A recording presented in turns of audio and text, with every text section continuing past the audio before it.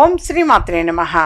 చాలామంది పెద్దలు దేవాలయం దగ్గరలో ఇల్లు ఉండటము మంచిది కాదు అని చెప్పేసి తెలియజేస్తూ ఉంటారు. మరి అది నిజమేనా అన్న ధర్మ సందేహం కలుగుతూ ఉంటుంది సహజంగా. దేవాలయం దగ్గర ఇల్లు ఉండడం మంచిది కాదని పెద్దలు చెప్పడంలో కొంత వాస్తుశాస్త్రము, ఆధ్యాత్మిక కారణాలు ఉన్నాయి. అయితే కొన్ని జాగ్రత్తలు పాటిస్తే అక్కడ ఇల్లు ఉండడం వల్ల ఎలాంటి దోషం కూడా ఉండదు. పెద్దలు చెప్పడానికి వాస్తు శాస్త్రానికి సంబంధించిన ముఖ్యమైన విషయాలు గమనిద్దాం. గుడి నీడ పడకూడదు అని తెలియజేసేవాళ్ళు.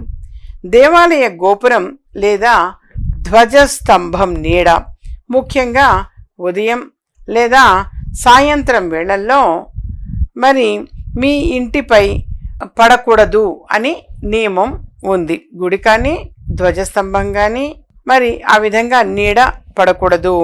ప్రధానంగా ఉదయం కానీ లేదా సాయంత్రం వేళలో కానీ పడకూడదు అని. దీనిని ఛాయావేదం అంటారు. ఇంటి ప్రధాన ద్వారం గుడి యొక్క ప్రధాన ద్వారానికి గోపురానికి ఎదురుగా ఉండకూడదు. ఇది వాస్తు ప్రకారం ప్రతికూల ప్రభావం చూపుతుంది అని నమ్ముతారు.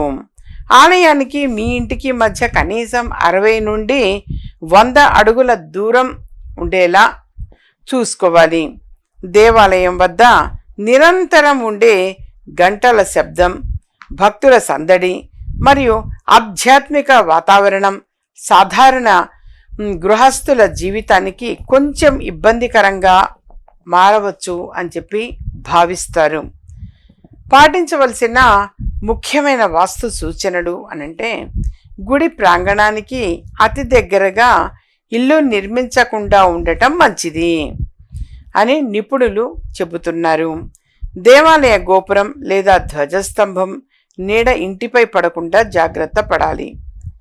ఇంటి ప్రధాన ద్వారానికి నేరుగా ఎదురుగా గుడి ఉండకూడదు అని వాస్తులో సూచించారు. గుడి గోపురం కంటే ఇంటి ఎత్తు ఎక్కువగా ఉండడం అనుకూలంగా కాదు అని చెప్పేసి భావిస్తారు. గుడి ప్రహరీ గోడకు ఇంటి గోడకు మధ్య తగినంత దూరం ఉండటం మంచిది అని సూచనలు ఉన్నాయి. అయితే ఇవన్నీ వాస్తుశాస్త్రానికి సంబంధించిన సంప్రదాయ విశ్వాసాలే. వ్యక్తిగత నమ్మకాలు, ప్రాంతీయ ఆచారాలు, కుటుంబ అభిప్రాయాల ఆధారంగా వీటిని చాలామంది పాటిస్తారు. శాస్త్రీయంగా నిర్ధారితమైన సమాచారం కోసం భావించకండి. వ్యక్తిగత నిర్ణయాలు తీసుకునే ముందు సంబంధిత నిపుణులను సంప్రదించటము అనేటువంటిది చాలా చాలా మంచి పద్ధతి. ఇవన్నీ కూడా దృష్టిలో ఉంచుకొని ఇంత డిస్టెన్స్ ఉండాలి, ఈ నీడ పడకూడదు, ఇలాంటివన్నీ కూడా సూత్రాలు దృష్టిలో ఉంచుకొని దానికి గుడికి దగ్గరలో అనంటే ఎంతవరకు ఉండాలో అంతవరకు గమనించుకొని ఉండవచ్చు.